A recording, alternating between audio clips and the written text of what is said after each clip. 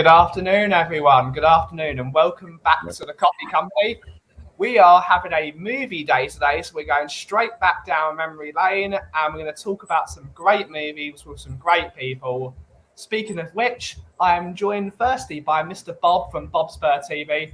Hello, Bob. How are you doing today, sir? All good, all good. Just had the boiler fixed, so yep, hot water, finally. It's a really necessary thing. Definitely. Really necessary thing. And we're also joined all the way from the Far East. We're joined by Mr. Eugene. How are you today, sir? How are you? Yeah, doing well. Cool intro. Is it a new intro? So Mr. Bob next door to me made a great intro. So we got a new theme song as well as our old waiting room shtick. I got a question. There's yes. a guy in the intro, right? It looks like Big Haas from Pawn Stars. You mean it's not Big Haas. Do you mean Mr. Mark the window cleaner with the beard? Yeah. The M&Ms. Mork and Mindy. Some great stuff there. Right. Yeah. As the thumbnail of the show says, we are going through some old movies. Before we welcome the guests in the chat, what is your favourite thing about the movies? The movies are a part of culture that is now starting to disappear with the introduction of Netflix and Disney Plus and all the streaming services, even YouTube for the most part, as much as we love YouTube. So, Mr. Bob, what is your first magical memory of going to the movies? How do you think movies will be able to make a comeback to where they should be? It's escapism. The reason, Mum and Dad used to go and watch Bollywood films at cinema, and my first memory of the cinema was going with Mum and Dad to watch a Bollywood film. And the reason why, movies in India in particular are 3 hours long and there's drama and there's emotion and there's singing and dancing is because certainly in the previous years and previous generation, times were tough. India was looked upon as a third world country. So going to the cinema was an escapism from reality. So for 3 hours, you sit there, go for every emotion possible. And that's what I've taken to the cinema ever since. I'm a film geek, as you know, and for me, be it a hardcore documentary on Mandela, or biopic on Mandela, or a Marvel cinema. For me, it's all about escapism. It's all about escaping from everyday life stress and enjoying that world for an hour and a half, 2 hours, 3 hours, whatever it may be. Is it going to come back? Yeah, it's all about quality, man. It's all about quality. Quality stuff comes out, people will go. And I think Top Gun Maverick, the way it's breaking records at the moment, and RRR, the Bollywood film, the Tollywood film, the Indian film, the way it's breaking records all around the world. You provide good content, people will go in the droves. Same question to you, Mr. Eugene. What is your first memory of the cinema, and how do you think that magic can come back? So same question as to Bob. What's your favourite memories of the cinema? For me, like what Bob says, right? Predominantly movies is for escapism and all that. But for me, it's that it's also how when we are in Asia, we go to the movies, we go together as a family, one big family. And I always remember when I actually went to my first movie, it wasn't actually with my parents. It was more like with my extended family, with all my cousins, right? And we had to pay a very, very, very low amount of money. Like, I think now it's something like 20 cents. My money now is something like 2p. Your money now in this era now. But we there were like 15 of us, and we had to sit right in front of the cinema because we were paying for the cheapest tickets, right? So we'll be all watching movies like that. But it was a fun thing because we're all kids, and it's like the elder cousin will bring all the younger cousins out, and it's all part of bonding, watching a movie together. Whether understanding the movie or not. At a certain age, we at a certain age we see things, we interpret it at a different level. And as we grow older, you say, oh, actually it's supposed to be like that. But when you were young, you were thinking it's like the other way around. But end of the day, it's good fun where you go to movies, whether one big family going out together, right? Or like nowadays, movies aren't cheap anymore, right? It's become very expensive, especially now, especially how you say that, just apart from just going to the movies, merchandise is pushed onto you. You have to buy your drinks, your food, right? Everything has to be bought from the theater. So, but in Malaysia, we still smuggle them in. Yeah. Yeah. Bring a big bag, right? I mean, I think that's a worldwide thing, to be honest. We always smuggle our own food in because it's too expensive. Like £15 for a crap bucket of popcorn. It's ridiculous. But before we get onto that shenanigans, we're going to welcome the people in the chat. Of course, we've got the two panelists from Bob, who's asking a question. So you can always go up to that question. Mr. Eugene as well. Mr. Carl Simpson, big up, Carl, big up. Hopefully you're doing well, sir. Hopefully you're having a wonderful day and enjoy the stream, sir. Miss Ellie saying, hey, Ben, I can't resist a bit of the coffee brew. Big up, Ellie. Lovely to see you, miss. Good afternoon, Mr. Moondog. Big up, Moondog. Big up, sir. Big up. Ellie is giving you a round of applause for your intro making, Bob. So big up, Bob. Big up, Ellie. Big up, Ellie. Mr. Philip Brady is in the house. Big up, sir. Big up, Mr. Brady. Hopefully you're having a wonderful day. And hopefully you look forward to, hopefully you enjoy the stream. And Mr. Moondog is saying, my first time at the cinema was watching Jungle Book in 1969. Oh, yeah, 1969. And I was 1 year old. Last two numbers? Yeah. But big up, Moondog. It's a great film. And Carl was saying, I remember back when I was a kid, I had a cinema in my town, and me and my friends on the Saturday would go and see 2 films in a day. Yeah. We're deeply missing that. We are missing that in culture. I think there is a cinema opening near me in Loughton soon, which will be a deeply impressive thing. I really hope so. The movies need to come back. On continuing on the topic, but one of my favorite hobbies to do is to go to Disney, because it does what you both just said about the movies. It's escapism. Once you go to a Disney park, you're not in the real world anymore. You're totally out of the bubble. Everything is magic. Everyone is looking after you. You go through all the emotions, and the world misses that. They're missing that release. They're absolutely missing that. So I'd love to see movies, theatres come back, because we do miss them. The big cinemas they're expensive, they're filthy. One of my favourite old school memories is when we used to go to Cornwall, to Padstow, and they had a little cinema in the town which had no more than 30 people in that cinema, just one screen. Bring those back, man. Bring those back. Did you guys used to have a small cinema in the area you used to go in? Yeah, there was one. The screen was small, and there was only a few seats in there. But it's an experience for me. Yeah. Even now, if I go to the cinema, it has to be the largest screen. It has to be the largest hall. For me, like I say, the better the experience, the bigger the experience, the better. And it's not like a weekly thing. Oh yeah. It's not like a weekly thing, probably go to cinema once every 2 months, 3 months. So, hey, why not? It's expensive, but if it's a treat once every 2 months, 3 months, then so be it. Yeah. Mm-hmm. But for us in Malaysia, most of our cinemas are big, right?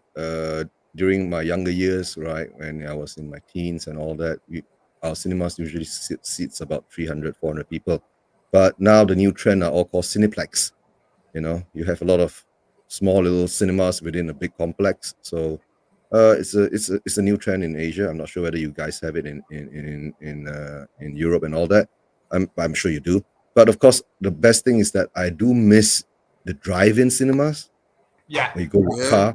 Yeah, those are the ones. But it doesn't happen that because I think land is too expensive now to do that in the city, right? So it doesn't happen that much. It doesn't happen at all in where I come from now. Right, it doesn't happen at all anymore. If you get a I've done chance, before. and usually you probably know this, but in India, when you go to the Indian cinema, it's very rarely you hear the film. 'Cause people are clapping, shouting, screaming. There's videos of people actually getting onto, because there's normally a stage, then there's a screen, and Yeah. people actually getting off their seats and dancing on stage in front of this big screen to the songs while people are cheering them on, and this is during the film. Yeah. So it's a different experience there. But like I say, it's escapism from the everyday struggles in certain parts of India. I still remember the queues, especially when you get big Yeah. movies coming out and you line up, like, the queue will go around the building. Yeah. Bring it Yeah, back. those are Bring cool. back the magic. Yeah. Big up to Mr. Ian Ferguson for coming back. Lovely to Big see up, you. Ian. Big Yeah, up, big up, Ian. Virgo.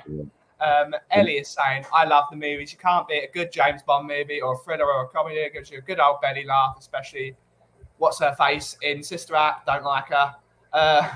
You don't like her? What she did recently, she's not a good bunny at the moment. Carl Simpson, is it wrong that I don't mind going on my own to the cinema sometimes? Nothing wrong with that. No, nothing wrong with that. It's all escapism. Yeah. Well, you can watch film at home by yourself. Yeah. Why can't you go to a cinema where it's 10 times better? That's true. And Ghost, where her bloody epic, hilarious performance. Good stuff, Eddie. Mr. Chris is in the house. Big up, Chris. Big up, Chris. Kaufman, Bobsburg, you're doing big up, Chris. Big up. Hopefully you're doing well, sir.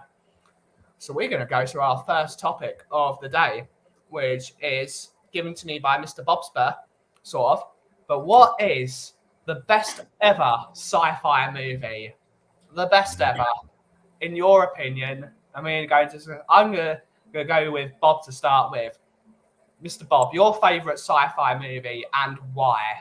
I think the thumbnail what the thumbnail did for you kind of confirms what I think. I can watch Back to the Future every day for the rest of my life. Absolutely love 1, 2, and 3.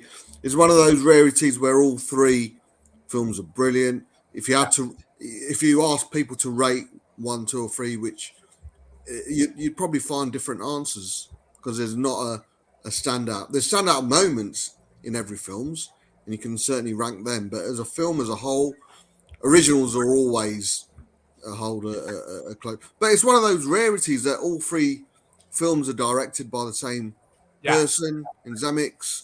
Spielberg put his name to it. That's a big thing. Yeah.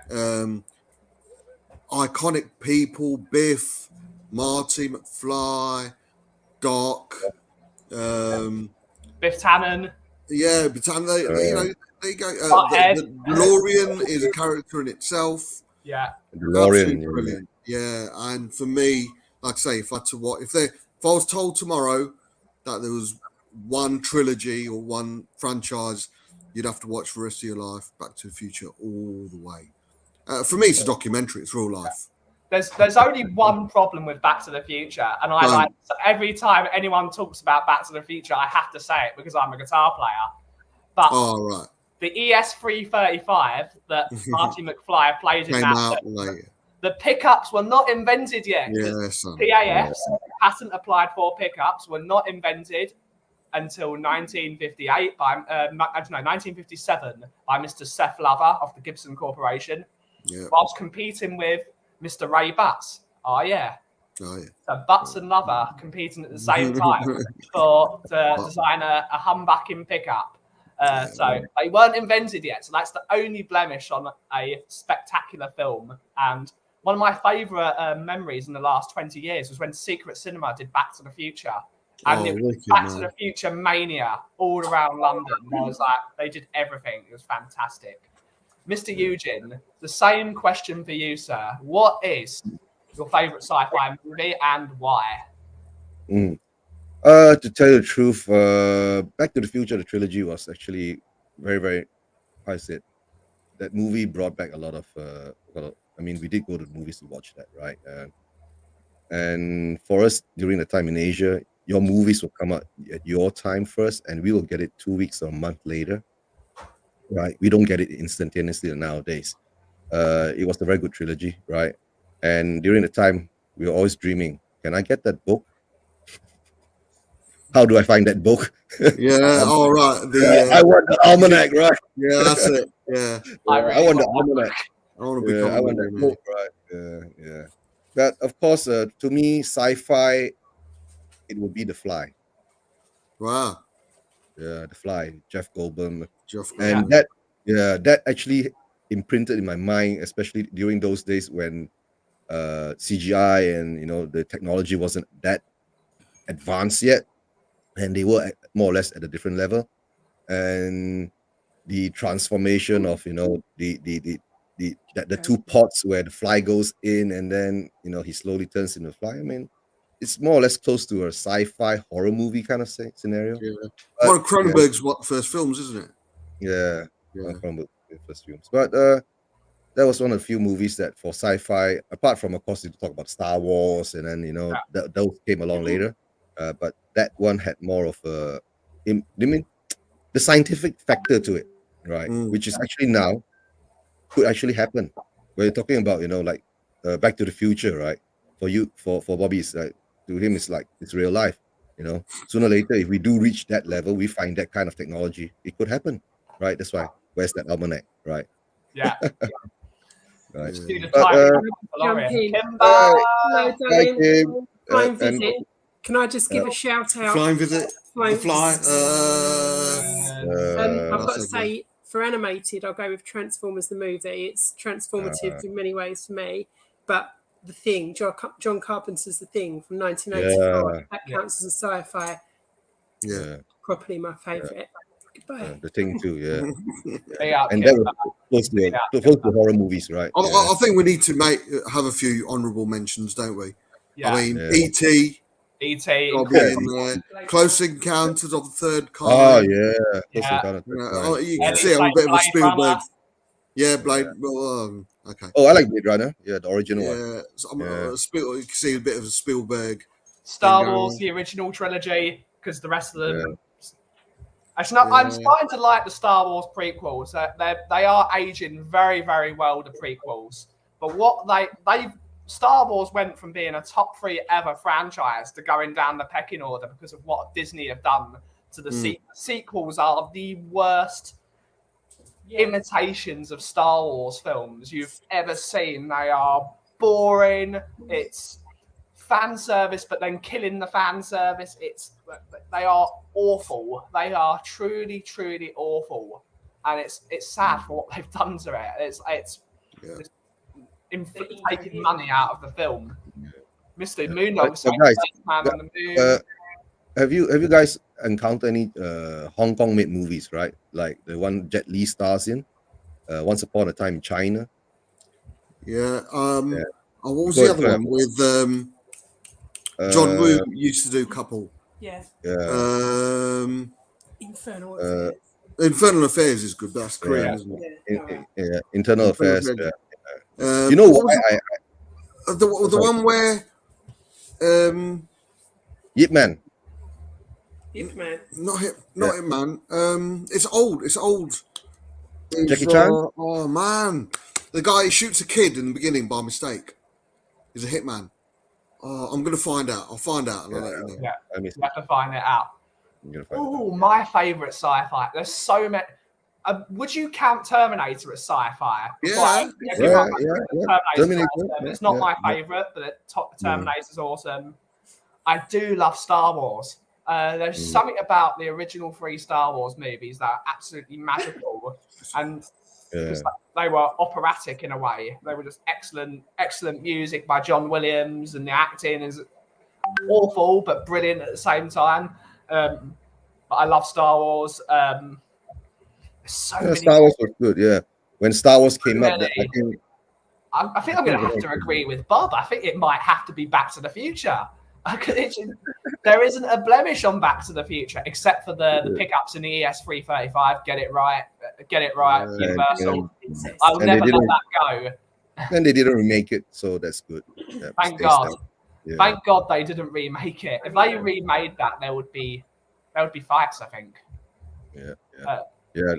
Talk about Dune, the original Dune movie. That was more or less okay. There's so many good sci-fi movies. There are so many really, really good ones, and there's so many really bad ones. Yeah. Oh, Flash Gordon. Jurassic Park is not Jurassic Park. Flash Gordon. Jurassic Park though. What's your guys' feeling on the latest Jurassic? I haven't seen the new one. I've not seen the new one. I do want to watch it. I need to go and see it. The Matrix. Yeah, first one definitely. Yeah. So many good sci-fi movies. Sci-fi is really becoming a thing, as well as superhero movies now becoming a thing again. They've always been a thing, but now they're like, it's cool to like them. It used to be sci-fi was overly geeky and you like nerd culture, but now it's popular. Right. It's mainstream, right? Like movies like Ghost in the Machine and all that. So don't forget a lot of the sci-fi movies that they come across from the anime side of the Japanese side. That's a great Independence Day, of course. Right. Men in Black. All three of those, they're so cheesy yet they're so brilliant. The latest Men in Black. Wait, conspiracy theory, and it's so true. Yeah. Gotta love Men in Black. That's brilliant. These proper sci-fi. Is there a better genre of film than sci-fi? I think sci-fi has to be up there. It's an individual for me. Thriller and crime thrillers are for me. Psychological thrillers are my number one go-to. But sci-fi, I know we've used the name before. No, it was called Hard Boiled, Moondog. Hard Boiled. Chow Yun Fat, something like that. His name was. Oh, Chow Yun Fat. Chow Yun Fat. Hard Boiled. I remember on the cover, it's him holding a baby and a gun. Brilliant. I love that film. It's not science fiction, but we're talking about John Woo and his one of his Asian films. But sci-fi for me is a go-to if I don't want to think about. I'll tell you one that's come out recently and is a bit underrated because it never made cinema, but it went straight on Netflix. I mean, I like Ryan Reynolds anyway, but The Adam Project. Okay.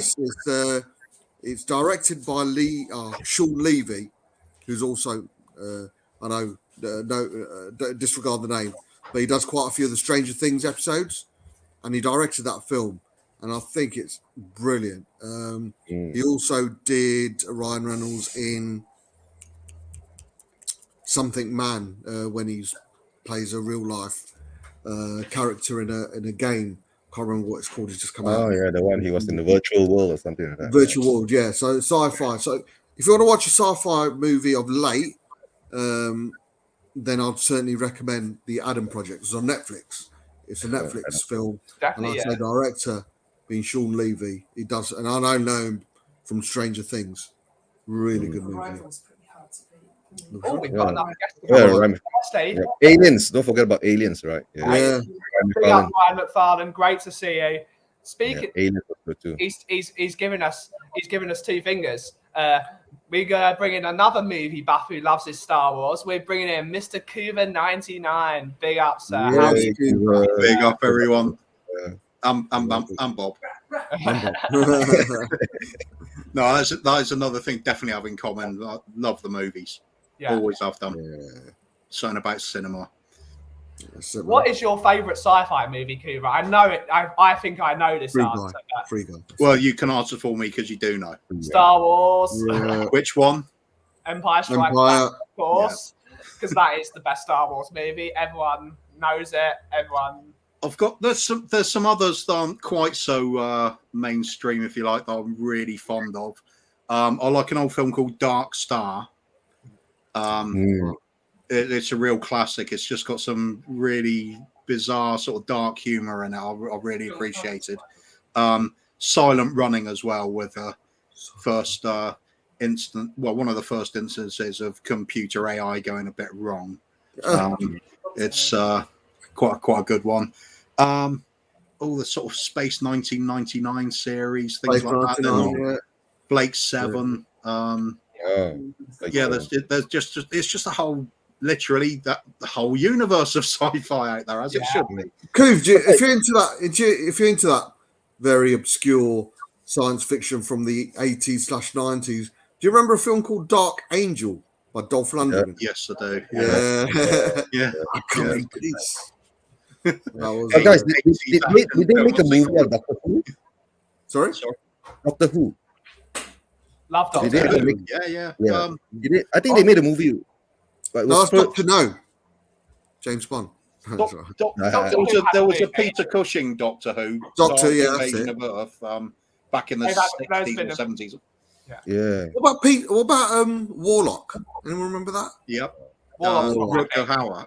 No, No. no. It's The Sands, British is it? director. Jeremy Sands or something like that. Something like that. Yeah, Yeah. there's two of them in there, and Warlock was a good one. Yeah, Warlock was a good one. Iconic stuff. Trying to think, really obscure. Some go into the sort of horror genre as well. There was a lot of that in the 80s. Yeah, I think it's because as soon as Alien came out, everybody wanted to do That's everyone's sci-fi thinking. horror. yeah.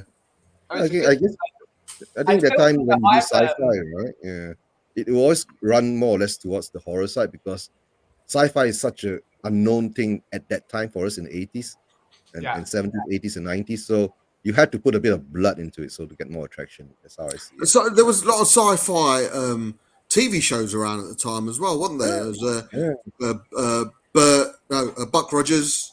Yeah, Buck Rogers. Billy. I'd say the $6 Million Man was probably a bit of a sci-fi. Anyone remember the Bionic Dog? Yeah, Bionic Dog. Battlestar Galactica. Station. Yeah. Here's Battlestar your Galactica. high of the show. Was that a cartoon or a live action? No, live action. Yeah. I Live showed action, him yeah. and Reds a clip the other day. We pissed ourselves. He stopped a car. He smashed through the window and he stopped a car with his jaw because it was going into traffic because a stupid 3-year-old let the handbrake off. Went to mark his territory in a lamppost and took out a primary school. That's it, yeah. That's the one. That's the A one. movie that And in the playground was Coover with it. No. Yeah. No, don't go there, Bobby. Run safe beyond the bike sheds at that point. A movie I've seen recently coming back is Galaxy Quest, and I've always Galaxy thought that film was Quest. so Oh, brilliantly Galaxy awful. It's going to come into my question later about the best worst actor, which is a sneak peek. V, But there's another one. Galaxy Ryan's just Quest mentioned is so V. You remember brilliant. V? V. Oh yeah. It's so brilliantly cringe, Galaxy Quest. If you've never seen Galaxy Quest in the chat, you've got to watch it. It's so brilliant and so awful at the same time. There's kind of a homage to a lot of bad sci-fi movies in Guardians of the Galaxy as well. Yeah. Spaceballs. Spaceballs. Spaceballs. Don't go there. Mel Brooks, right? Spaceballs. Yeah. Mel Brooks. Yeah. Mel Brooks has done some great films. The best one I feel is when he did that thing of Jews in Space. That was a rather fun one. Oh, yeah. One of my favourite movies ever. How many of his films could be made again today? Not many. No. But I'd still watch them. Old school Twilight Zone was always good, interesting. Yeah. Galaxy Quest was brilliantly awful. It absolutely is brilliantly awful. Still amazing. Alan Rickman, wasn't it? Yeah. Also, Sigourney Weaver did it. How can we forget Flash Gordon? I think you mentioned it, didn't you? Flash Gordon. Yeah, Flash Gordon, Yeah, Flash Flash Gordon. Gordon 1 and the Flash Gordon 2, yeah. Wonder Woman is not sci-fi LA, but I love Wonder Woman. Documentary. Documentary. Galaxy Quest, Sigourney Weaver in the best jump. That's brilliant. Some brilliant things. Moving on from sci-fi, we're going to go for the most iconic movie line.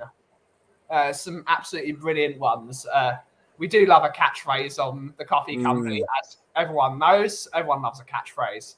Mr. Bob, what is you, in your opinion, the most There's iconic so movie? many, man. You know, So many. Yeah, I mean, I'm Your Father was probably, but for me, and it relates to one of my all-time favorite films. It's What's in the Box. Has to be. What's in the box? What's in the box? Seven for me, one of the best films ever. Fincher fan. Brad Pitt, Morgan Freeman, one of my best ever actors as well, favourite actors. So for me, Big up Bobby it has to Cade. be, yeah, it has to be. What's in the box for me personally, but universally, globally, I'm Your Father has to be up there. Yeah. That's iconic, isn't it? 2 people saying I'll be Oh, sorry. back. I Am Your Father. I'll be back. Yeah. I'll be back. I'll say that too. Most Anything iconic. from Casablanca. We were talking about Casablanca. Me and Bobby Kay were talking about Casablanca earlier because I love that film. It's just I think most people know it now. That line, "Play it again, Sam," isn't in the film. Yeah. They can't now, can they? Well, talking of, yeah. Yeah. That's not the Well, I think Bob's right though. There's just so many, because so many are cliches that get used in everyday life now as well. Yeah. Let's get out of here. That's in almost every film. Yeah. Get away from Where's the beef? Yeah. That wasn't a line. She's talking to her mum. Oh yeah. Yeah. Eugene. Just talking to my mum is one as well. Yeah. Oh yeah. Great Scott.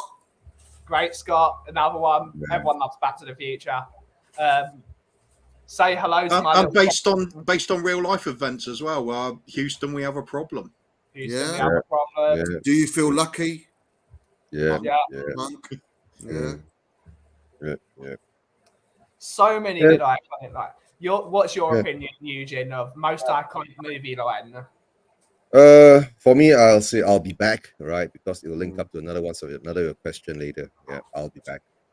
Yeah, but at least I'll be back.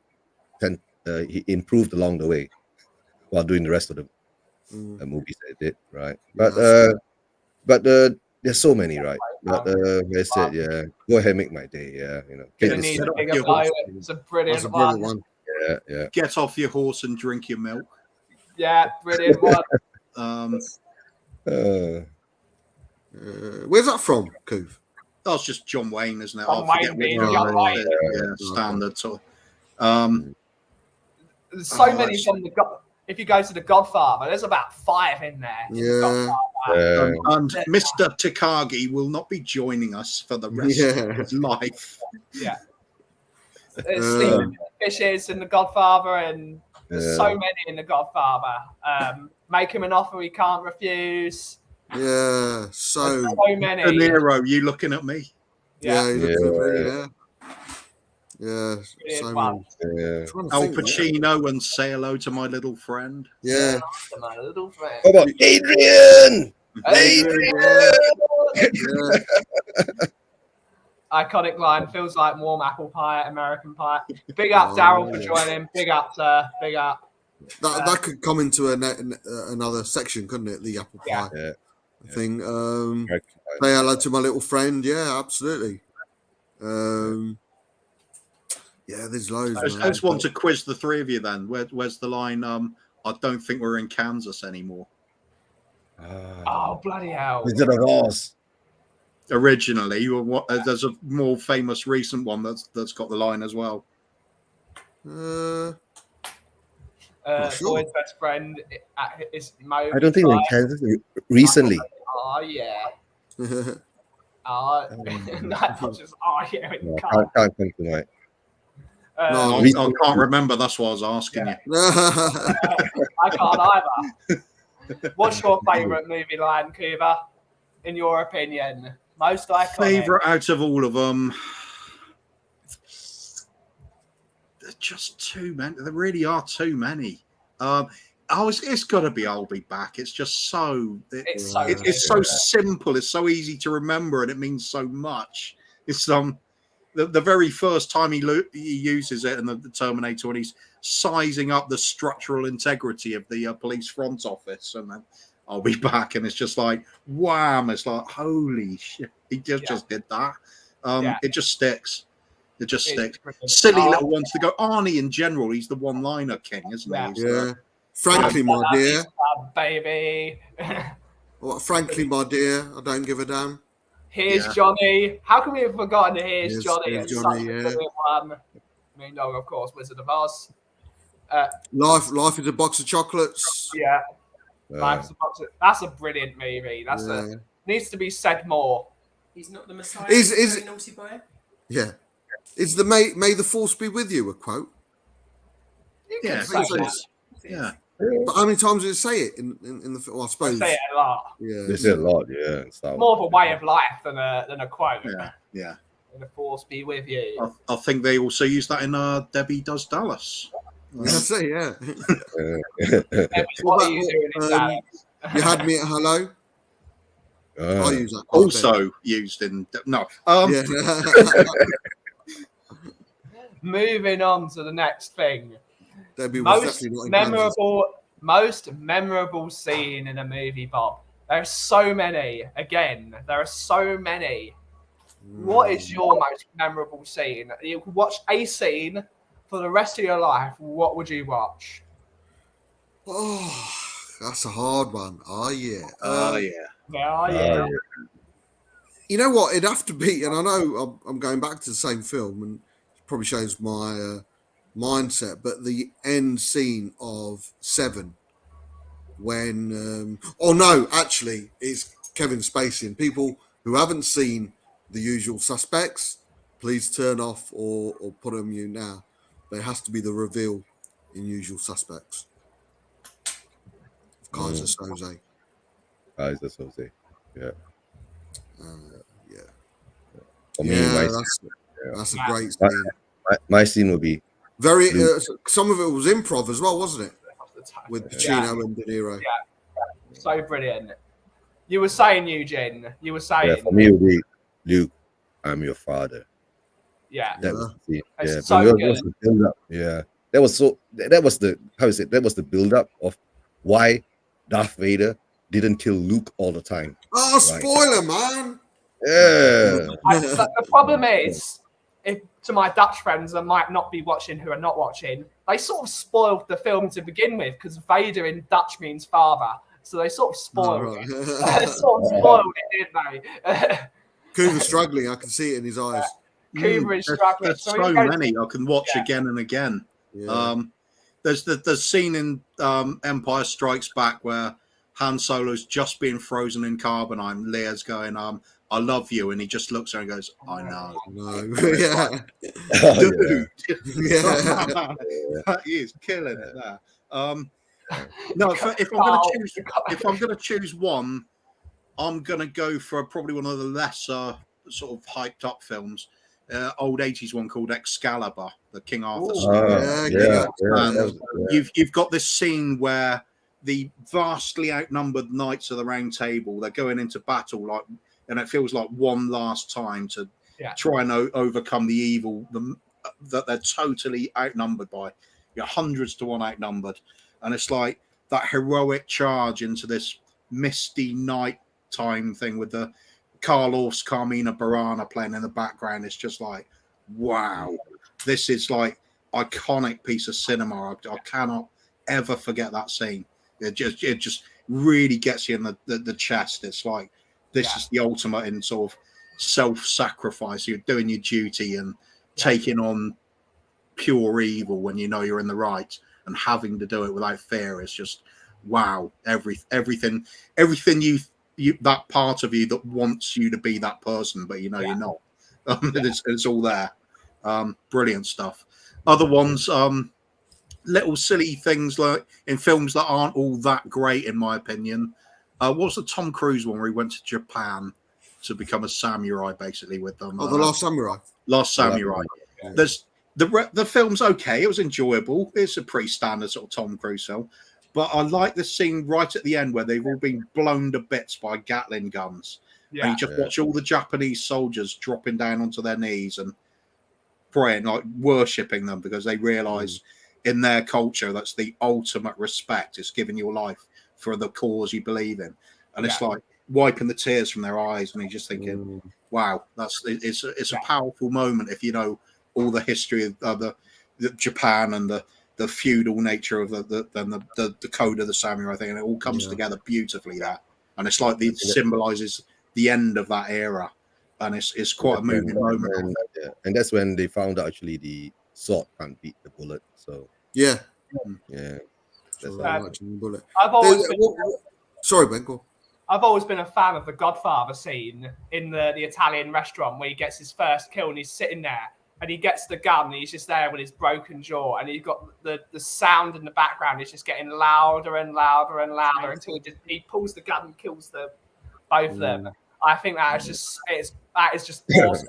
It's the moment where Michael Corleone, although he was part of the Corleone crime family or a member of it, he wasn't a criminal up until that point. It's where he became a boy that was a former Air Force, a former army person, war hero, respectable, lovely girlfriend, like total clean as a whistle. And that's when he goes from being that to being evil devil. That's the break in his. It's not the full break because the full break is when his. Spoiler alert for anyone that hasn't seen The Godfather yet, which is ridiculous. When his wife dies, Apollonia dies in Sicily. That's what really breaks him. That's sort of the start of the break of Michael Corleone. But for me, it's the hospital. Charging scene in Return of the King with Théoden of Rohan and all the Rohirrim. That's brilliant. The speech. That's one of the best cinema experience. There's so many, but the ending to Close Encounters, with the spaceship and everything else. So, there's many, man. There's many. Kiss of Death scene in Godfather 2.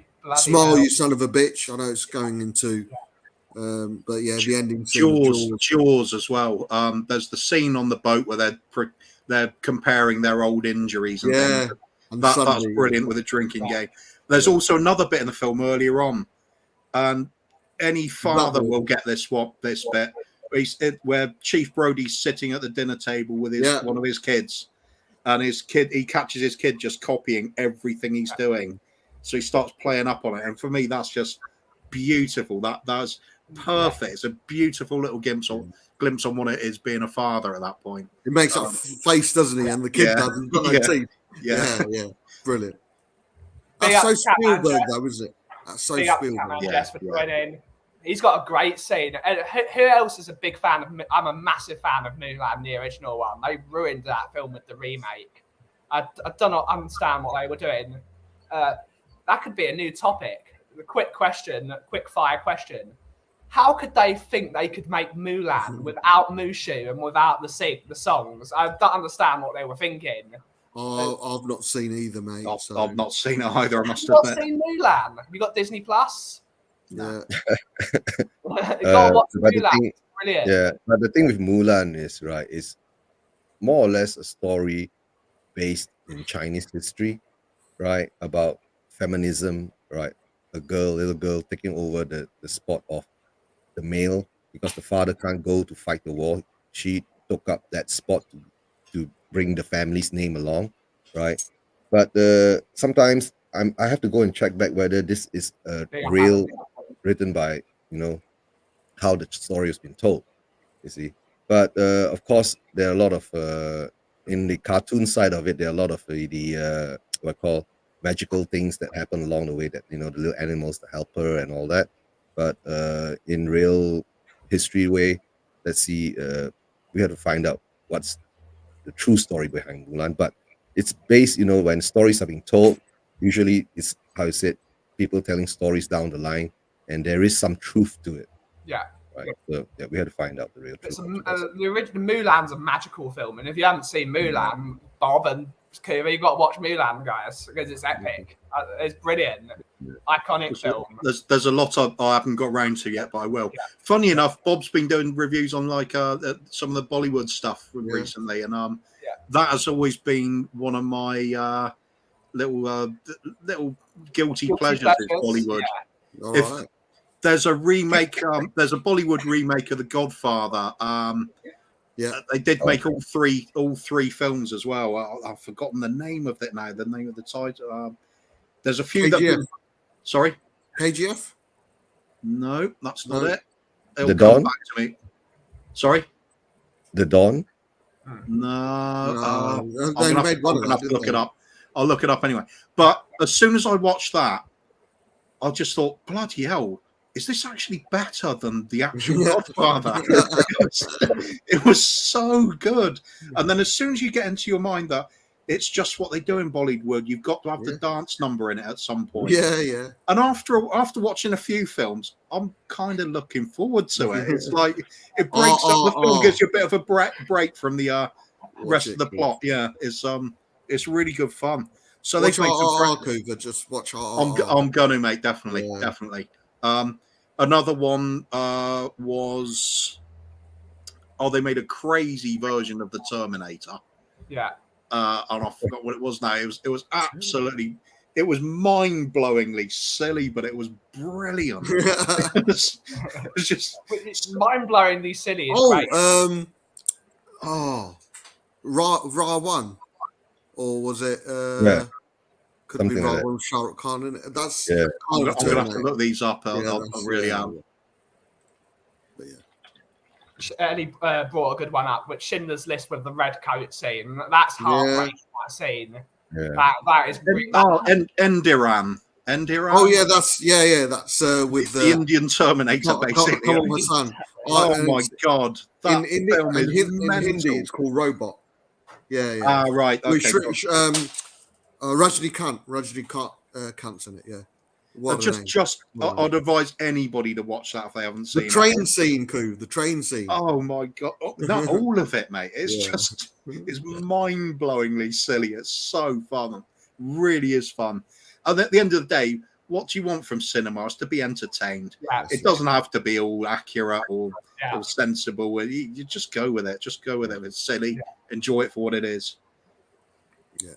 Brilliant stuff. We're going to move on to it because otherwise we'll be talking about most memorable scene for the rest of the day because there's so many memorable ones. We can go for the most emotional movie scene. There's another one, most emotional. It doesn't have to be happy or sad. It can be what moment is your as an emotional scene. I'm going to go with Kuva first because we're going to go anti-clockwise now.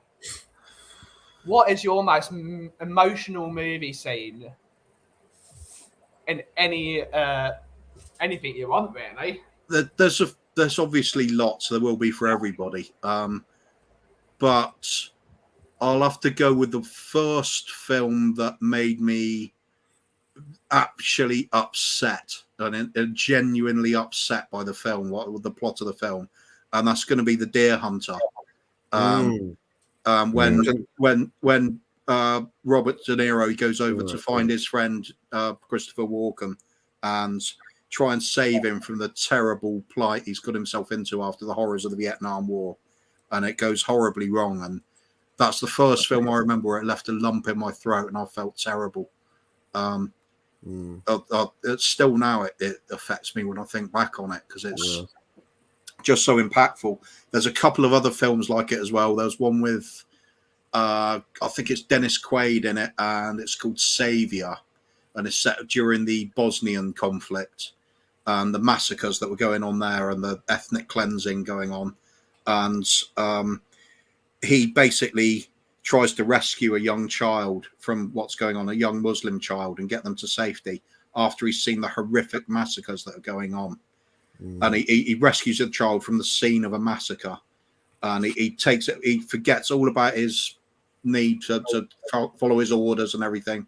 On a human level, he just takes the child under his wing, gets them to safety at the end of the film. And there's no happy ending to it.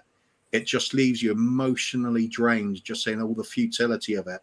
And all he's done is put himself at risk to just get one child to safety. And then there's the realization of it means so little on the large scale of things, but that's all he could do. And that really got to me. That it's quite an averagely received sort of film, but very powerful for me. So I'll stick with those two for now. Let other people have a go. For me, is that I have to think back, right? Emotional scene. There were many, depending whether it's sad, whether it's happy. Of course, the ones that how is it? The happy ones are more or less like scenes from. I have to think about this. I'll take some time. Bobby, you go ahead first. I has to come with. I think for me, it comes with where I am in life. I watched The Impossible with Ewan McGregor and Naomi Watts, and if you're a father, you'll know what what it feel like if you've lost your kids and you think they're gone, and finally you're reunited with them. And that scene when Ewan McGregor finally meets up with Tom, a very young Tom Holland, and two of his other kids after they've been separated because of the flooding. For me, that's proper. It proper gets to you because you can relate to it. I think unlike Coover, who's obviously fought in the Vietnam War and can relate to that scene. I can relate to that emotion, and to get emotional, I think you have to. And recently, I know I've spoken about it, but the Adam Project. With losing mum and dad together in the space of a few months. It's about a father and a son, and it's about a son and his mum. And there's a bar scene in there where an older version of the son meets his mum, and it's beautiful, man. It's beautiful, and it just took me back to my mum. So I think life experience, when you do experience certain things in life, be it fatherhood, be it loss, then I think you can relate to an emotional scene a lot more. And finally, the last time I really got emotional was at the end of Shawshank Redemption, when I cried my eyes out thinking, how the fuck am I going to get these 2.5 hours back? The death of Optimus Prime in 1986, Transformers. Really, that was the first film to ever make me cry. And also the ending of Pan's Labyrinth. If no one's seen Pan's Labyrinth, it's brilliant. And that's the only other film to make me cry. Good director as well. With Willem Del Toro, amazing. What about Debbie's Dallas? That didn't make me cry so much. Tears of Joy. Casablanca as well. Casablanca. It certainly made me weep. But guys, but for me, it's emotional scenes. Sometimes I try to think back for more of the Hong Kong genre movies, right? Where you could say it's sometimes if you watch the Drunken Master, like Jackie Chan and all that, and how he came up from being, learning the traits and all that, and always being looked down because where they are more like from beggars and all that, but they had to fight their way up and all that. So there are a lot of things that goes on, but sometimes I just can't put it down. But sometimes when you watch a movie, it does trigger emotions that come out, right? When you see a scene where a mother and child, or the happiness between a mother and child, or a father and child, a family scene, and of course a lot of emotions are brought up when you see a death scene and all that. It will trigger parts of it, and especially songs during the scenes. Like yesterday, you guys were talking about "Stand By Me," right? Because I did have some emotional attachment to that song, because that was my late father's one of his favorite songs. Whenever we went karaoke, he would sing it. So that brings back a lot of the memories and all that.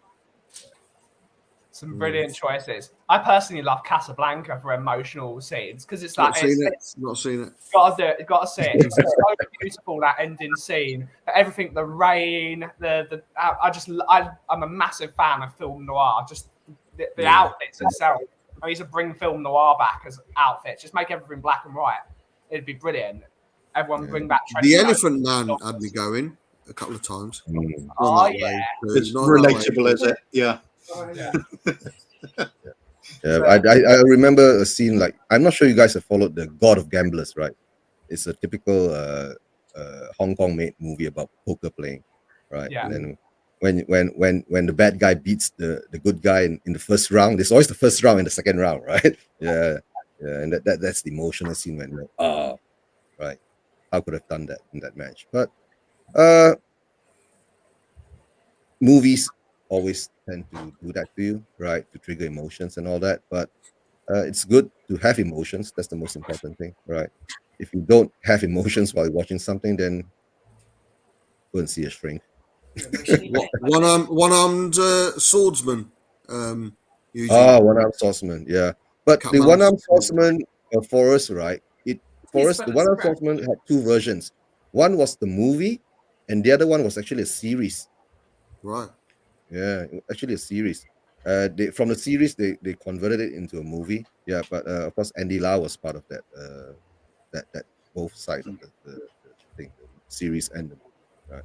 And they keep remaking it for the newer generation. Yeah. But I grew up on the older part, and it was something like 60 or maybe 100 chapters where you had to watch the videos. Hong Kong TV series. Yeah. One up. Turner and Hooch Turner and Hooch. at the end.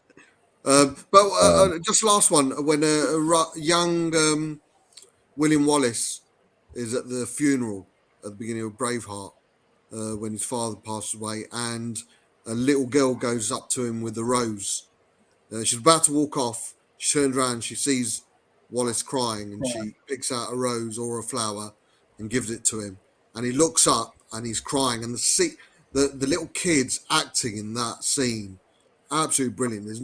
His face doesn't change. All you see is a tear coming out of his eyes, and he obviously saves that flower for later on when he comes back 20 odd years later to meet the girl. I forget what she's called, but yeah, that's deep. And obviously, the first time the famous Braveheart music comes on is during that scene as well.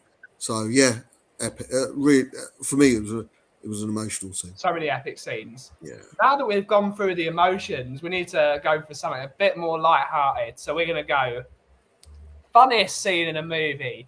Funniest scene. There are so many good ones. I mean, I've always been a fan of the Monty Python in the Holy Grail scene when they come up and they've got John Cleese playing the French Knight.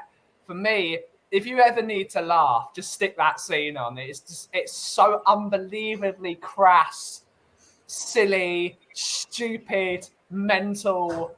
It's so funny. It's so unbelievably iconic.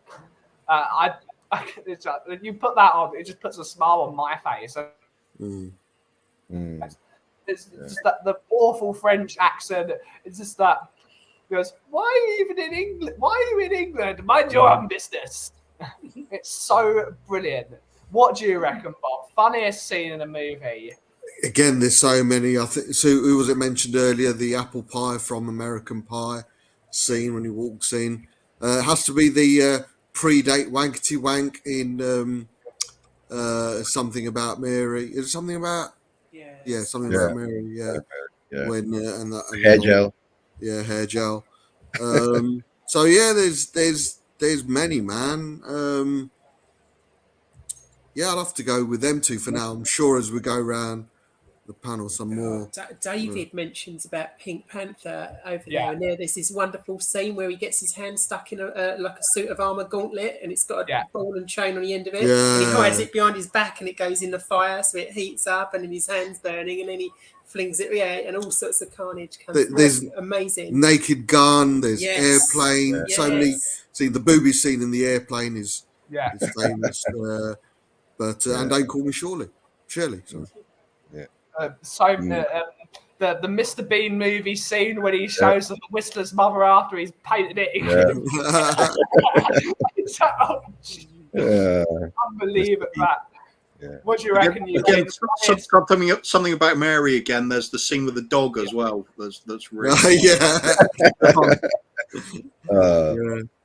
goes flying out the window. Yeah. There's another one. I think it's Anchorman 2 is another one with a dog. All his lines are in there. You know, you find me amusing when he's doing the elephant man impression. Anchorman as well with the whole one of his co-workers talking about the different aftershaves they should be after in the 70s. Yeah, what was it called? Kim? Sex Panther.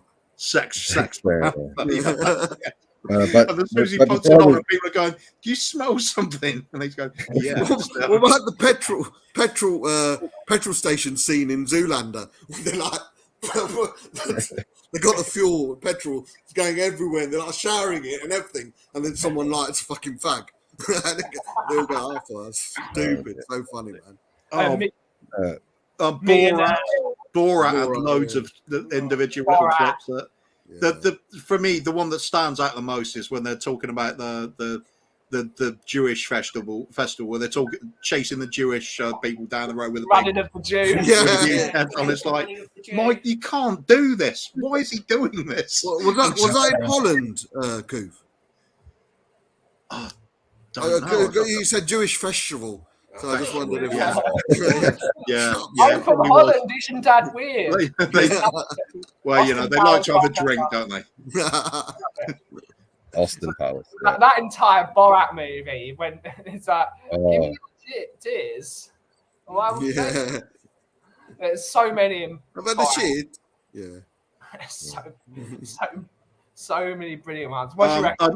And some of them all, I know lots of people hate the film, but I just find it hilarious because it's so childishly stupid. Freddie got fingered. Oh, yes, we were talking about Harold and Kumar, me and Mr. Kumar. Yeah, the White Castle one. That was the good one. So many funny scenes in that. Yeah, so many funny anything scenes. Robin Williams and Mrs. Dark, the flyby fruity. Flyby fruity. But of course, funny scenes are always, to make you happy, right? It brings out the smile. It brings out memories of sometimes it does happen to real people, right? Yeah.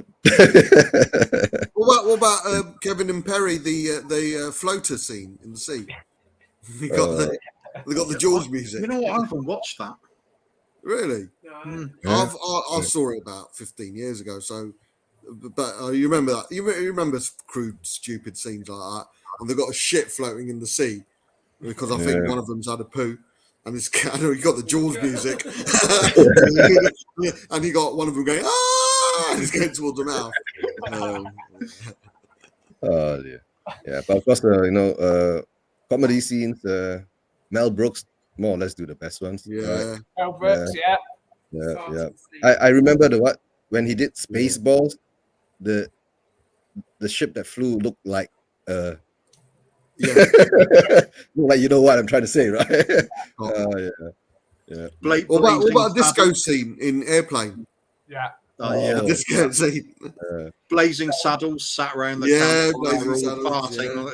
The rocket scene in Austin Powers as well. The rocket that looks like a schlong, and then it just cuts off. Look, it looks like Johnson. Johnson. It goes through the different scenes of everyone just with words. There's a hilarious film called Top Secret. I don't know if you've ever seen it. Yeah. Magnifying glass. Do you remember that? And he brings it away, or the giant telephone. I'll tell you what. Have you seen Loaded Weapon? Yeah.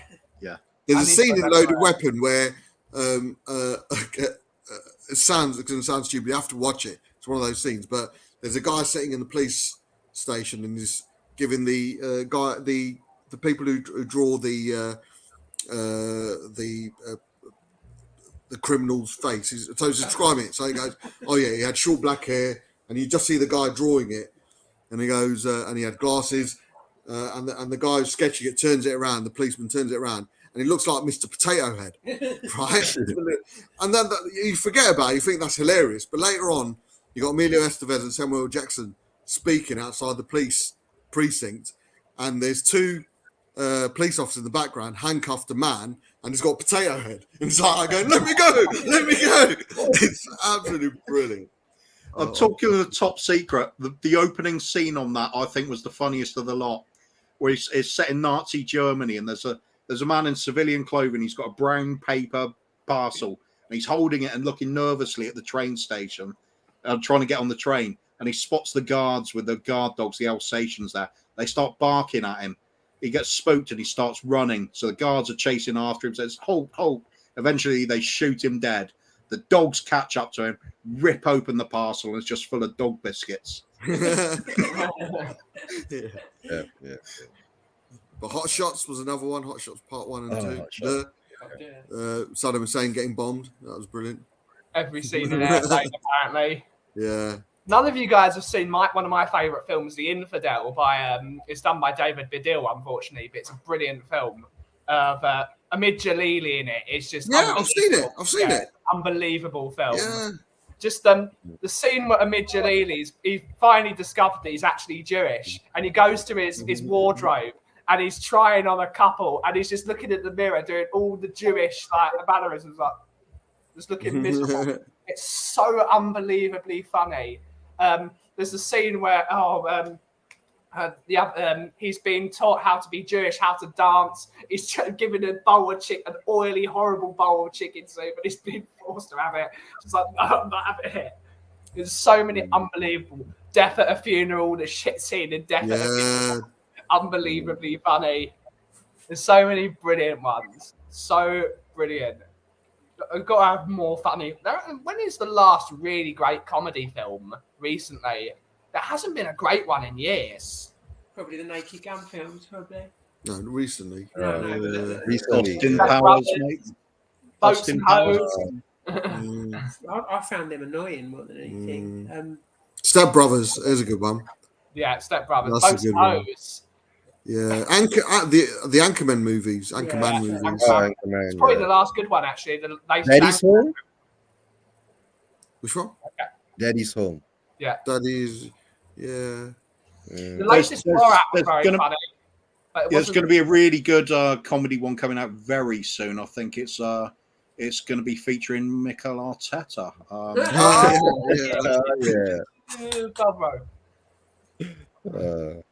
Isn't that the Amazon series? Yeah. It's going to be a movie for us. Big up KPV. Big up KPV. And we're live. Superbad, and the first Hangover film was amazing. Hangover, yeah. First one. Yeah. Some great stuff there. Great stuff. This is a question. But the Hangover movies are real life. They are. This is a question that is very close to my heart.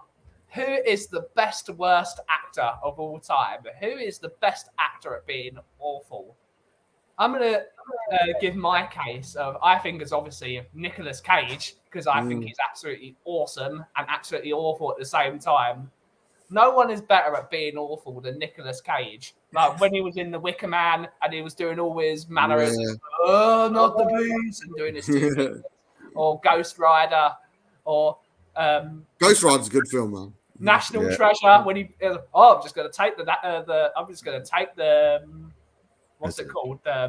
Declaration of Independence. Oh, yeah. Benji, have you seen The Unbearable Weight of Massive Talent? Yes. Yes, it's wicked. Anything Nicolas Cage, it's just awful films, but absolutely brilliant. Bob, who is your favourite worst actor? Emilio Estevez. Has to be. Or closely run by Sheen. They're both stepbrothers or something, aren't they? Yeah. But Emilio Estevez, be it Young Guns, be it Judgment Night, be it Loaded Weapon, his acting was shit, but he always did movies that you'd want to watch. For me, he was, for me personally, best worst actor. Arnold Schwarzenegger could go in there, but he has given loads of super hits. For me, Estevez was up there, man. Up there. Yeah, but for me, it's Arnold Schwarzenegger, right?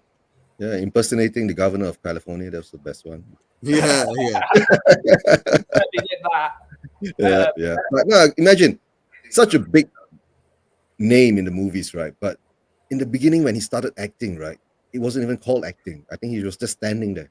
Most of the time. Yeah.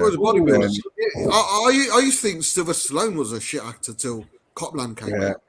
Copland changed my views on him, man. What a film! What acting in there? And then what about the original Rocky, though? Yeah.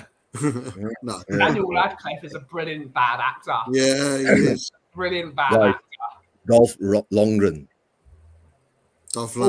David Clark has actually picked out my choice. Jack Palance. He only has one role. It's being Jack Palance. Jack Palance, yeah. It's exactly the same in every film. Say the same about Bill Murray. He plays all different characters. But he's always Bill Murray. Love Bill Murray. Adam Sandler. Yeah, but then again, his films of late have been really good. The Diamond one he did. What was that? That was hardcore. And he's a basketball one. He's done He's done it I well. was going to also say someone like Brian Blessed, because he's always known for the one thing, his big shouty voice. But if you look at him in things like I, Claudius, it's not like that at all. He's a bloody good actor. Uncut Jones, that's the one. Yeah. Jason Statham's going to have a shout. Yeah. Is he a bad actor? Hey. I think he's all right. Dwayne Johnson. It was great in like Dwayne Lock, Johnson's Stock and things good, like that. But you look at some of the typical Jason Statham film, it isn't a great film, is it? Loads of action. It's fun. It's enjoyable. But his last one with Guy Ritchie is really underrated. It's really, really good. I Am Man. Yeah. I Am Man. Something like that. Iron Man. Yeah. The Rock is a good actor, Ian. The Rock is good, man. Everyone loves The Rock. Yeah. Vin Diesel was another thing. Vin Diesel's great. It's all about the family. Jason Statham is a good shout. He's on Wrath that. of Man, that's it. Good actor, bad Wrath actor, of Man. but he's Wrath of awesome. In Snatch, one of my favourite films. That is so awesome yet so awful at the same time. Did anybody say Bruce Willis yet? He's got to have a mention, hasn't he? Bruce Willis, well, Vinnie Jones. Vinnie Jones, brilliant. Oh, Vinnie Jones. Yeah. Hulk Hogan. He was in that awful 80s film. What was it? what are you on about? Hulk Hogan was in a very awful 80s. No Holds Barred or something like that. No, it was like a Miami thing. And he was always going on in a boat. I can't remember where it was. Oh, hang on, I know the one. Is that the one where he thinks he's going to have a fight with his neighbours, and they're saying, "What are you going to do about it?" He says, "What are you going to do about it?" He goes, "Oh, it's the 90s. We're going to sue your ass." Van Damme. Someone's put Van Damme. Yeah. Thunder something. It's Thunder. Tropical Thunder? No, that's a different one. That was a good. That was a good comedy as well. Yeah, that's a drink in my restaurant. Who's the cringy Spider-Man? Oh, he's a shout. Thunder in Paradise. Thunder in Paradise? Can't remember. Oh, I can never remember his name. First Spider-Man. Tobey Maguire. Definitely won a shout for the best worst actor. Steven Seagal. Steven Seagal. Decision was a good. Oh, he's just a straight up bad actor. Yeah. I love the way as he's got fatter, they just start putting him on the cover of the box or the DVD or whatever. And then when it comes to the fight scenes, you can see it's a different actor. Yeah, someone's like a 5 stone lighter. My dad was watching. The camera was doing all the move. The camera was swinging around him to try and give the illusion that he was moving and beating some guys up, but really he's just moving. Just shaky cam. That's a TV show, but it counts. Yeah, that's an actor. Yes, you can be an actor in a TV show. There's so many good bad actors. Oh, Suburban Commando. Yeah, that was the Hulk Hogan film. Yeah. John Cena as well. He's a brilliant bad actor. Hang on. Why aren't there any female actors in this conversation? Oh, we can have a few. There's always, but actor. I think actor is a neutral term now. I don't use the term actor and actress. No, that's why I said female actor. For me, it's a neutral term. What's their name? There's going to be a plethora of them that will be picked just the way they look. Kelly Brook. Kelly Brook's one of them. Sharon Stone won all that, man. Mila Jovovich. Yeah. Sharon Stone shit. She can't act. Oh, what's the comedian called? The American comedian? What, of late? Yeah, newish. Amber Heard, apparently. I don't think she's bad. She's just mean. Who's the one in Bridesmaids?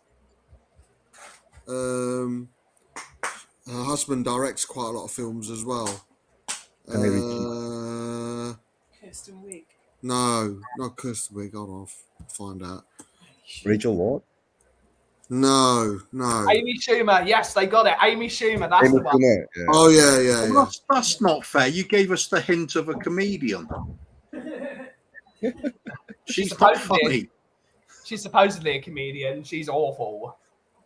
I saw about 15 minutes of one of her stand-ups, and it was some of the worst stuff I've ever seen. It was absolutely abominable. Abominable.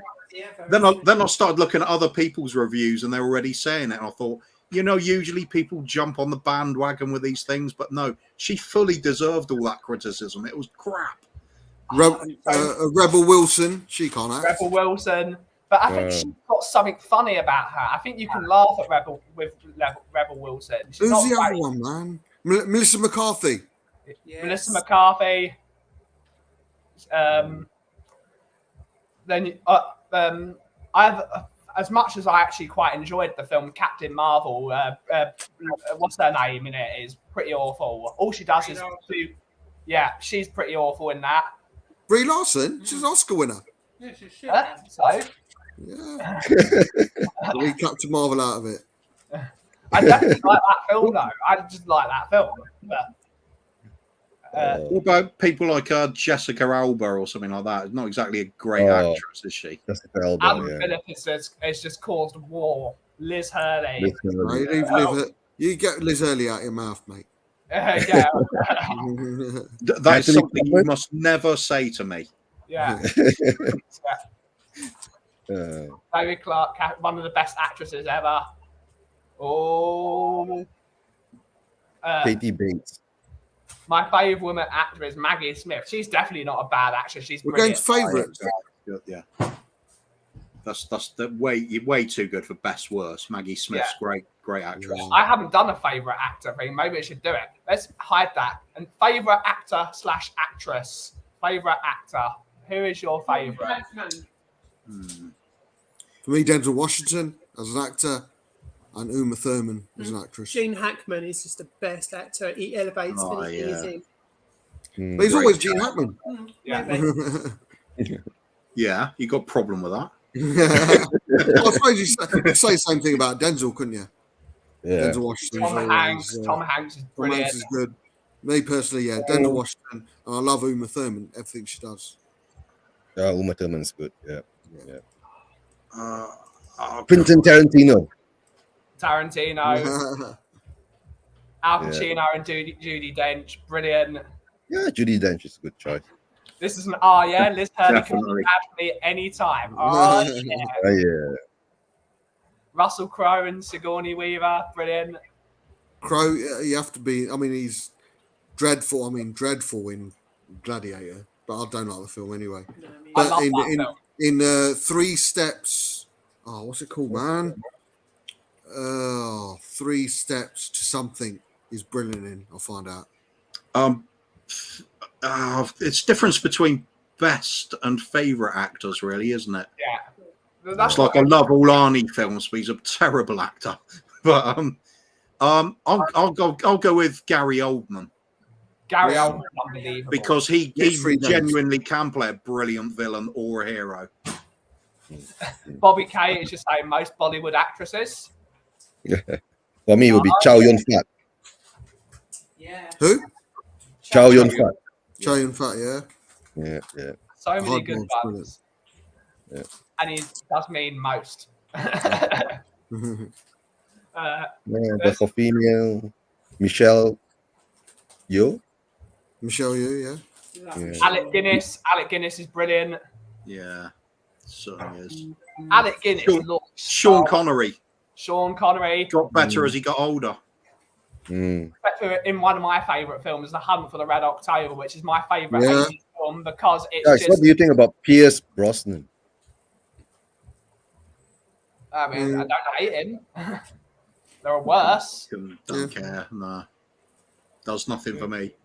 Morgan Freeman is always good. Robin Williams, drama as well. Yeah, Robin Williams, what a show. Yeah. Have you seen his photo? Man, what's with me and Thingy names today? He's a photo developer. Daigle's going to kill this man. Speaking for Daigle, Warwick Davis.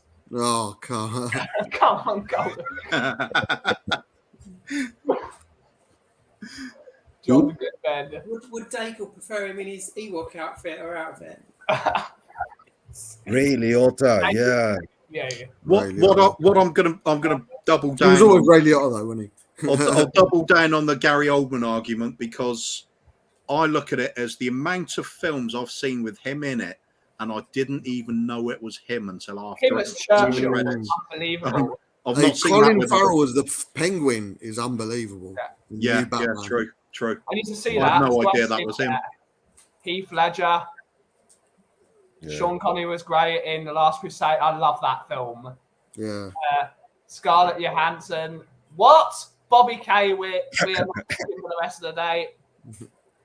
And also about wrestlers being in films, it can be done, because look at Andre the Giant in Princess Bride. Awesome. Oh, brilliant. Like Hulk actors, Hogan, Al Pacino, Cena, Rock. Yeah. Yeah. Peter Law in The Maltese Falcon. Don't need to shout it, mate. I'll read all I the love that film. I'll read all the Awesome comments. So many good ones. Oh. Gary Oldman. Basil Gary Rathbone, I used to love. For me, it was the original Sherlock Holmes for me. The old black and white style. And he had the great Watson with him as well. John the Hurt. John the Hurt is brilliant. David Tennant as the Doctor. Like, he carried an awful Doctor Who franchise. He carried it. As soon as he left Doctor Who, it didn't even like drop off steadily. It went descended vertically. Oh, what was that? What was that Marvel series he went in with Jessica? Oh, what was it called? What's that? There was a Marvel series, long dark-haired lady. There's the main actress, Jessica something. Jessica Alba. No. The actual series. It was a woman's name. I've forgotten it. Yes, Betty. I've seen the Crow by Brandon. Yeah, but Jennifer something. Jessica Jones. Jessica Jones. David Tennant in that made it. As soon as he left that program, it went absolutely crap. And then he had to come back in to save it again for the second series.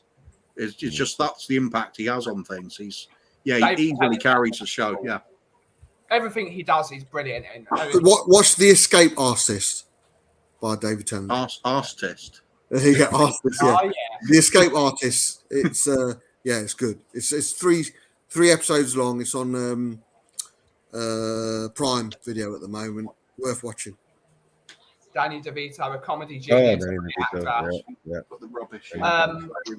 Bloody hell! Can never remember his name. Austin Powers. All the bits are on the side. Just Austin Powers. Austin Powers. Joe Pesci. Yeah. Or Joe Mickey Pesci. Rooney. Jack Nicholson in Departed. Although I think Departed got a whole lot of big ups when you consider it's a remake. You know, one Oscars, man. It's a remake of Infernal Affairs. Yeah. It got way too much credit for Mike Myers. That's the one. Mike Myers. Love Mike Myers. Mickey Rourke, the wrestler. Are they empty? Yes. And before we're going to end this on one question, which is made by Mr. Bobby Kay, so the last question of the show. Most appropriately cast character. The last question of the show. Most appropriately cast character, Bob. It's hindsight, isn't it? It's when they first. I mean, you could go around Heath Ledger for the Joker. For me, that's the personal Joker. That is the biggest, the best Joker in cinema. And then Harrison Ford, who wasn't going to be Indiana Jones, of course. It was going to be Tom Selleck. It was going to be, but now you can't imagine Indiana Jones. Big up, Ozzy. It not being Harrison Ford. So for me, it's hindsight. For me, when it was first announced that Hugh Jackman was going to be Wolverine, there was riots. But now it's going to be the hardest job. Now is going to get the new Wolverine in because you can't imagine it not being Hugh Jackman. So there's three of them. So many good ones. Who do you think, Eugene? Most appropriately cast character? Let me think. Mike Myers in Austin Powers. Yeah. He plays that role so well, right? and I don't think anyone else can play that role for him.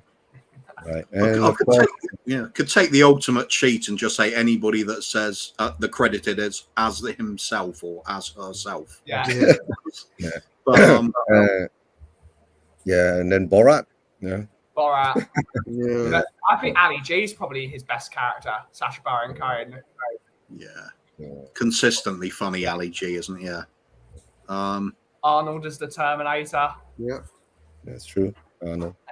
Brilliant. Oh, Deadpool, yeah, Ryan Reynolds. He wants to be Deadpool so badly as well, didn't he? Yeah. Yeah. There's a couple off the top of my head that I'm going to go for. It'll be Will Smith playing Ali. Yeah. Yeah. I thought he was superb as that. Absolutely superb. And the other one's going back a bit further, and it's Jason Scott Lee playing Bruce Lee in Dragon, the Bruce Lee story. He was absolutely fantastic in that. Yeah. And he knew nothing. He wasn't a martial artist as well, was he? Yeah, they made the choice either get a martial artist to act or an actor to become a martial artist. They took the right train. Yeah. No, you can train an actor to be go through the rigorous training of a martial artist, right? But it would get hard to get a martial artist and an actor. So that's how they did. Jamie Foxx. Yeah, that's a good one. Johnny Depp, yes. Apparently, Disney have apologized to him and given him a big, healthy check. So maybe we'll see another Jack Sparrow appearance. I hope so. But apparently, he stuck the finger up to them. Yeah. I hope he's done that as well. What about Sigourney Weaver? Alien. Yeah. Alien. How about Kenny Baker? It was the original R2D2. Oh, was he? Yeah. Adam West as Batman. Yeah. Origin West. Hey, Christopher Reeve, man. Yeah. Superman. Yeah. James Earl Jones as Darth Linda Vader. Carter. And of course, finally, the last question with every show: where can we find you, Bob? Where can we find you this week? I know you're not doing In the Wall, mate. Well, there isn't In the Wall. I'll be having guest hosts. What day are we on? Wednesday. So I need to decide. Hopefully, someone will host it for Saturday. But yeah, back to normality week after, and then see how it goes. I was thinking about doing a breakfast brew later on, but nothing's been happening in the Spurs world of late, so there wasn't any point this morning. Might do one on Friday, but yeah, In the Wall Saturday nights, of course, 10:45. Look out for a special guest host or guest hosts. I might make an appearance as well later on in the show from where I am. Yeah. Mr. Eugene, where can we find you? Spurs Asian TV, as always. You usually find me on YouTube. Yeah, on Spurs Asian TV, but recently I've not been doing too many shows because it's just the summer break and transfer window time. So let's see how it goes. But usually nowadays I'm not sure yet. It depends on whether Sean is going to do a watch along for the match in Korea. Yeah. Right. It will be next Wednesday, if I'm not mistaken. Right, Spurs versus the K-League selection or something like that. Yeah. Right. Let's see, and that will be something about 7 p.m. my time, 12 p.m. BST or something like that. Yeah. So if Sean is doing it, most probably I'll hop on with him. If he's not doing it, maybe I'll do one, and maybe you guys can join me then. All right. Let's see what happens next week. All right, guys. But usually at the moment I'm keeping it cool. Lots of work to do, but let's see how the schedule changes. All right. I'll let you guys know. Yeah, big up. And of course, somehow or another, I'm stuck at 299. I can't get up 300. What? Yeah, I know. Somebody can help fix that. Yeah, somebody help fix that. Yeah. And Mr. Cooper, who are we going to big up this week on your weekly list of big ups?